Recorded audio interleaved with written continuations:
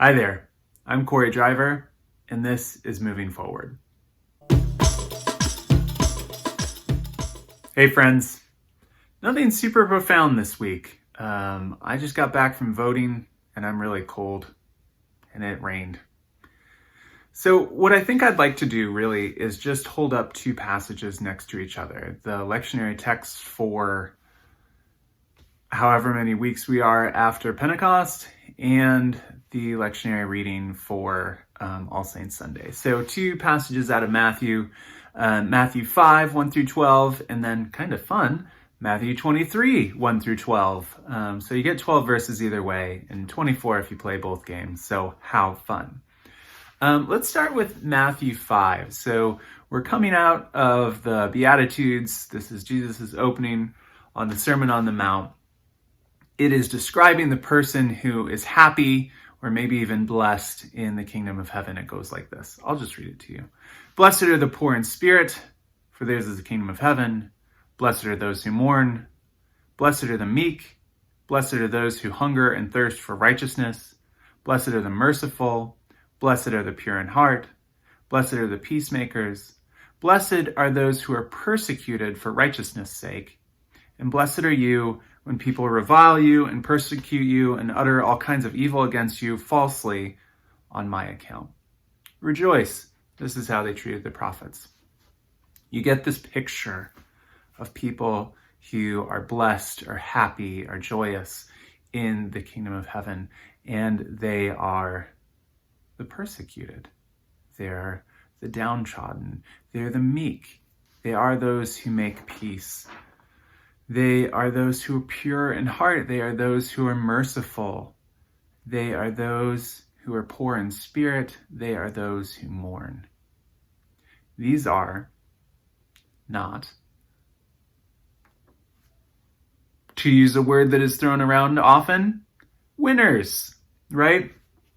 These are not folks who are powerful. These are not folks who are triumphant. These are not folks who the world would esteem, right? In fact, they are persecuted because of righteousness' sake. Not just for giggles, not because they've done wrong. Jesus says you have to be accused falsely of wrongdoing to be on this list of blessed folks. If you've done actually wrongdoing, not on this list. But these are the folks who get picked on for righteousness' sake, who love God's commandments, who love their neighbors and stand up for their neighbors and get persecuted for those reasons. And because they are pure in heart, they are merciful, right? These are folks who take care of other people. Skipping then to Matthew 23, we've got a very different list. And these are folks that Jesus cautions about their behavior. Now it starts out, and please do pay attention, the scribes and the Pharisees sit on Moses' seat. Therefore, do whatever they teach you to do and follow it.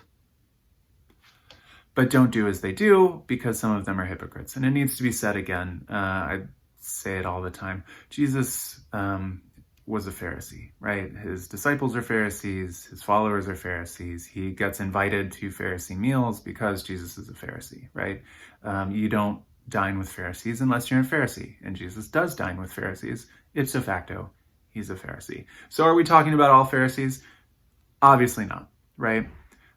So some are hypocritical and some are not, just the same as any other group of people, religious folks. Some Christians are hypocritical, some are not. We can deal with that. We're adults, right?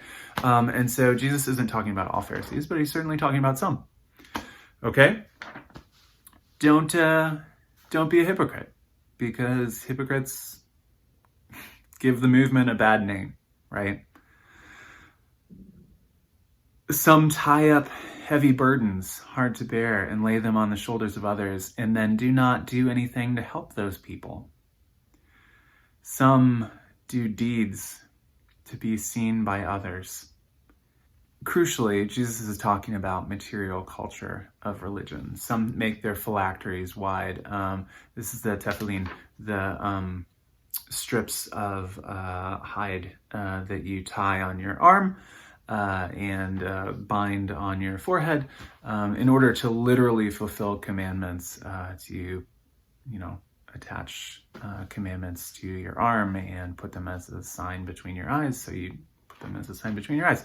And so people are doing this using material culture of religion to show, ooh, I'm so pious. Look at how cool I am. I've got really, really big phylacteries, right? Or, and they make their fringes long. These are the fringes that have to be on the corners of all the garments, the tzitzit. And so Jesus is cautioning about people who would use material culture of religion, like, say, I don't know, a giant Bible, to have as a sign, like, oh, I am really pious. Look at me. I am a good dude or dudette. Jesus says, watch out for those folks. Anybody who has to use material culture of religion to show how pious they are probably doesn't have pious deeds or a pious lifestyle that they could point to instead, or not worry about pointing to. Beware of folks who love to have the place of honor at banquets, those who thrust themselves forward into positions of importance. That is dangerous. We should not emulate those people. Beware those who want to be called great. Rabbi merely means in Hebrew, where we would translate into English as my great one, or my greatness, right? Like rabbi. It doesn't really mean that anymore. Nobody's saying that, meaning like my great one. It's now just an office. But back in the day, before it was like a formalized office, like calling somebody pastor such and such, you're not literally saying that they're a shepherd, obviously, you're not pastoral, but it's like the name of an office. So I'm not worried about this today, in this day and age. What I am worried about is the meaning behind it. So before it was a term, an office, it was literally an acclamation of like, ooh, look at this person who is great. Jesus says we should be really, really careful of people who want us to call them great, and we should be careful ourselves of wanting to be called great. There is a preference in the kingdom of heaven for humility, for those of low status, those who mourn, those who weep, those who are persecuted. And there is a danger in the kingdom of heaven of those who like to be called great, or like to exalt themselves over others, who like to be in places of prominence.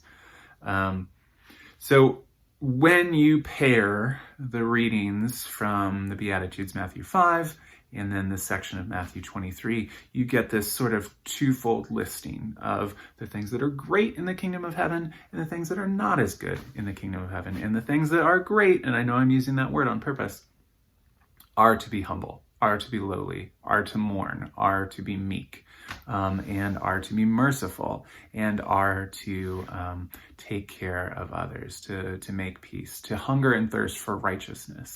And the things that are not good are, quite frankly, hypocrisy, self-exalting, using material culture of religion to point to how pious one is instead of just living a pious life, and wanting respect, wanting acclaims of greatness from other people. So we get a picture of what is good and what is not good in the kingdom of heaven. Nothing profound this week. I think we all basically know that, right? Hypocrisy is bad. Nobody thinks it's good. Being peaceful and humble and serving others is good. Nobody really thinks that's bad. No surprises, just the Jesus way. So, enjoy.